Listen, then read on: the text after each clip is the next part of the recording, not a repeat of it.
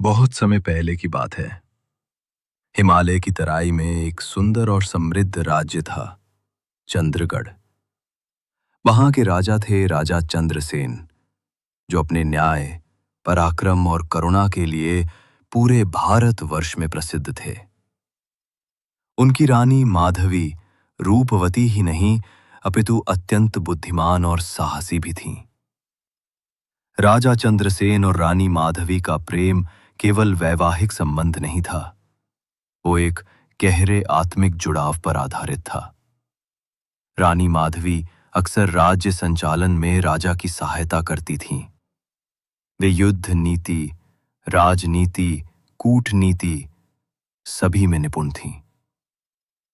माधवी, तुम्हारा साथ मेरे लिए सबसे बड़ा वरदान है। तुम मेरी शक्ति हो, मेरी बुद्धि भी। राजन, जब तक हम एक हैं, कोई भी संकट हमारे सामने टिक नहीं सकता। एक रात रानी माधवी को एक अजीब सपना आया।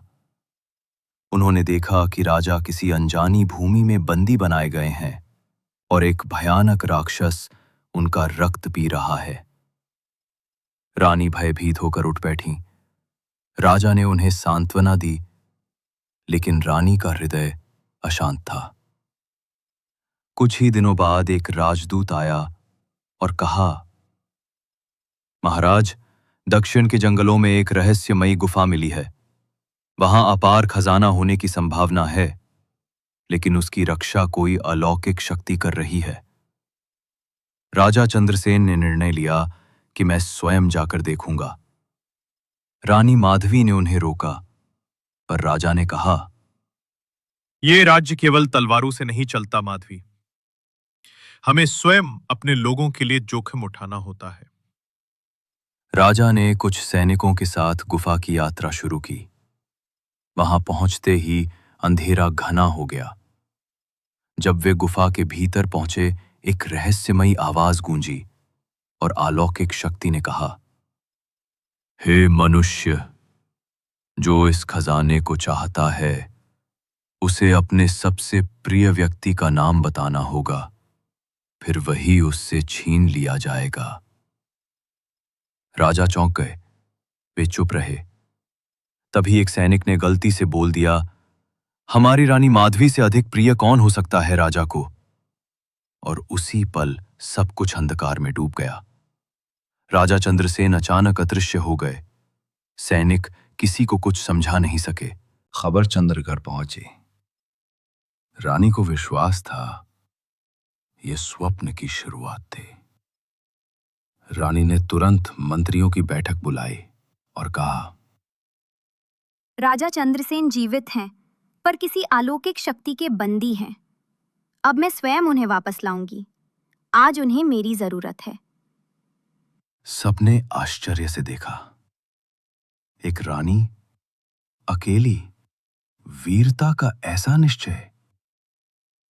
रानी ने सन्यासी का भेष धारण किया और जंगल की ओर प्रस्थान किया।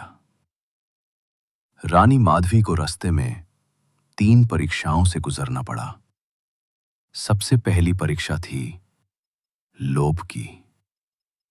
एक वृद्धा ने उन्हें अनमोल आभूषणों का थैला दिया और कहा, रानी, इनको लेकर लौट जाओ, राजा अब नहीं लौट सकते। रानी ने मुस्कुराकर कहा, मेरे लिए राजा चंद्रसेन का जीवन हर खजाने से अधिक मूल्यवान है। उनके आगे सभी मूल्यवान पदार्थ सब मूल्यहीन हैं, बेसुना, चांदी से भी अधिक मूल्यवान। आभूषण और वृद्धा दोनों हवा में उड़ गए। ये माया थी। दूसरी परीक्षा थी भय की। रानी को एक पुल पार करना था, जिसके नीचे भयानक मगरमच्छ और आग की लपटें थीं। उन्होंने साहसपूर्वक आंखें मूंद कर ध्यान किया और निडर होकर आगे बढ़ी। अचानक पुल अड़िग हो गया।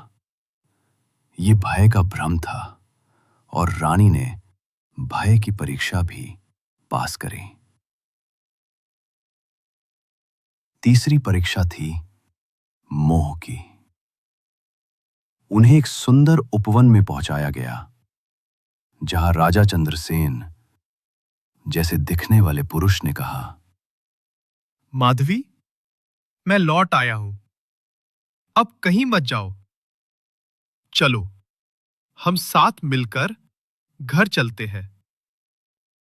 रानी ने हंसते हुए कहा, तुम मेरे पति की छवि हो सकते हो, पर आत्मा नहीं। तुम मोह हो, मुझसे दूर रहो। इन तीनों परीक्षाओं ने उन्हें असली द्वार तक पहुंचा दिया। अंततः रानी उस गुफा में पहुंची जहां एक भीषण राक्षस बैठा था। वह हंसता हुआ बोला, राजा चंद्रसेन मेरे बंदी हैं। यदि तुम उन्हें चाहती हो तो अपना जीवन त्याग दो। रानी ने निर्भय होकर कहा, यदि मेरे जीवन से मेरे राजा की रक्षा होती है तो मैं उसे सहर्ष दे दूंगी। पर जान लो, प्रेम में बलिदान होता है, हार नहीं। रानी ने अग्नि में प्रवेश करने का निश्चय किया। जैसे ही उन्होंने पहला कदम उठाया, अचानक प्रकाश फैल गया। गुफा में देवी प्रकट हुई और कहा, हे वीरांगना, तुम्हारा प्रेम, साहस और निष्ठा ने मेरे बनाए नियमों को भी हिला दिया। तुम्हारा बलिदान सत्य था, इसलिए यह परीक्षा समाप्त होती है। राजा चंद्रसेन प्रकट हुए मूर्छित अवस्था में। देवी ने उन्हें वरदान दिया, तुम दोनों की जोड़ी युगों युगों तक अमर रहेगी। तुम्हारे राज्य में कभी कोई विपत्ति नहीं आएगी। राजा और रानी जब चंद्रगढ़ लौटे, प्रजा ने उन्हें फूलों से लाद दिया। एक भव्य उत्सव मनाया गया। रानी को सती वीरांगना माधवी की उपाधि दी गई। राजा ने रानी के चरणों में झुकते हुए कहा, माधवी, आज से यह राज्य तुम्हारे नाम है। मैं केवल तुम्हारा रक्षक हूं। रानी ने मुस्कुराकर कहा, राजन, जब तक हम साथ हैं, यह राज्य कभी नहीं झुकेगा। कहानी से क्या सीख मिलती है? सच्चा प्रेम केवल आकर्षण नहीं, त्याग और विश्वास होता है। एक स्त्री केवल सौंदर्य की प्रतिमूर्ति नहीं, बल्कि साहस और बुद्धिमत्ता की भी मूर्ति हो सकती है। जब संकट आता है तो नेतृत्व वही करता है जो निडर हो। अगर आपको यह कहानी पसंद आई हो तो हमारे चैनल फैक्ट्स आई को सब्सक्राइब करिए। धन्यवाद।